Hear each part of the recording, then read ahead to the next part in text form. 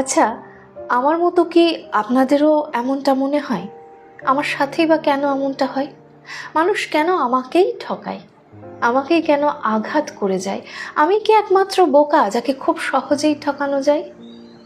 জানেন, এগুলো আমার সাথেও হয়। কতবার প্রতিজ্ঞা করেছি এবার থেকে সতর্ক থাকব, আপন ভেবে আর কাউকে কাছে ডাকবো না, প্রিয় বন্ধু হিসেবে আর কারোর নাম হৃদয়ে লিখবো না, কেউ একটু ভালোবাসা দিলে আর আপন ভাববো না, প্রশংসা করলেও খুশি হব না, কারো মিষ্টি কথায় গলে যাব না। বিশ্বাস করুন, নিজেকে দেওয়া কথা নিজেই রাখতে পারিনি। নিজের সাথে নিজেই বেইমানি করেছি। ভুলেছি নিজের কথা, ভুলে গেছি নিজের ভালো লাগার কথা, ভুলে গেছি নিজেকে ভালো থাকার কথা, ভুলে গেছি নিজেকে ভালোবাসার কথা। আমি বারবার ভেঙেছি, ভেঙে টুকরো টুকরো হয়েছি, বিচ্ছিরিভাবে ঠকেছি। তারপরেও নিজেকে শোধরাতে পারিনি। আমি আবার এগিয়েছি, মানুষকে আপন করেছি, ভালোবেসেছি, বিশ্বাস করেছি। তারপর তাদেরই লুকোনো ছুরির আঘাতে নিজেকে রক্তাক্ত হতে দেখেছি।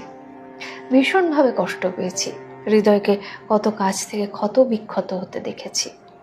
জানেন, আজ নিজের সাথে বসেছিলাম, নিজেকে জিজ্ঞেস করছিলাম, আমাদের মতো মানুষরা কি কখনো শোধরায় না?